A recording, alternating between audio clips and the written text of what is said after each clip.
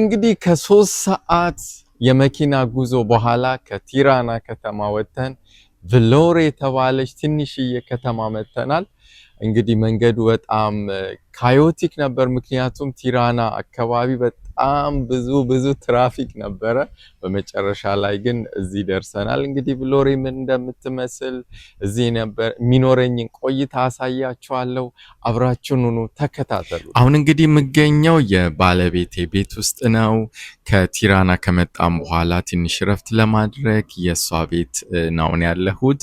እንግዲህ አሁን የምገኘው ባልኮኒ ላይ ነው። ባልኮኒ ላይ ሆኜ እንግዲህ የቭሎራን ከተማ ማየት ትችላላችሁ። እንደምትመለከቱት ትላልቅ እንትኖች አሉ፣ ተራራዎች አሉ። በተራራዎቹ ላይ ደግሞ ቤቶች አሉ እና እንደምትመለከቱት በጣም ጥንታዊ ከተማ ነው። እንግዲህ ይሄ ሰፈር ውስጥ አካባቢ ነው ያለው። እንግዲህ ወደ ከተማ ወደ ሲቲ ሴንተሩ ደግሞ ሄጄ ያሳያችኋለሁ። ተከታተሉን።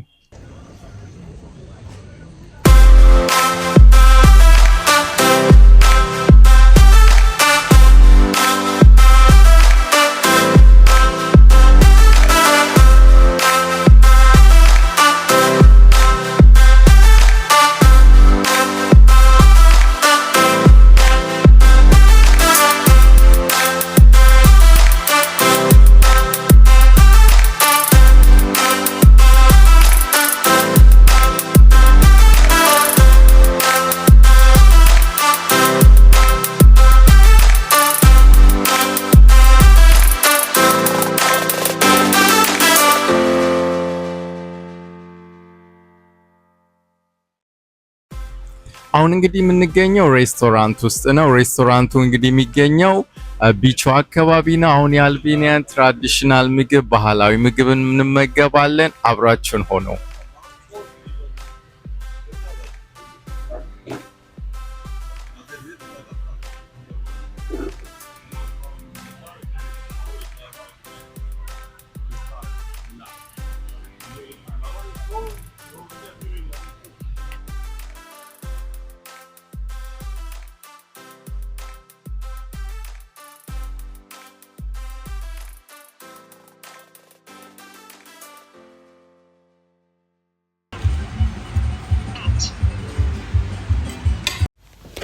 እንግዲህ እንደተመለከታችሁት እጅግ የሚያስቆረጥም የአልቤኒያን ባህላዊ ምግብ እየተመገብኩ ነበር።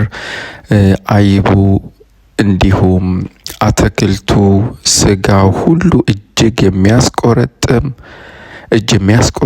እጅግ በጣም ጣፋጭ የሆነ ምግብ ነበረ። ይህ ሬስቶራንት እንግዲህ የሚገኘው ቭሎሬ አልቤኒያ ከተማ ውስጥ ነው። ባህር ዳር አካባቢ ነው ያለው። እጅግ በጣም ደስ የሚል ኢንቫይሮንመንት ያለበት የሚጣፍጥ ምግብ ከፈለጋችሁ እንግዲህ እዚህ ታገኛላችሁ ማለት ነው።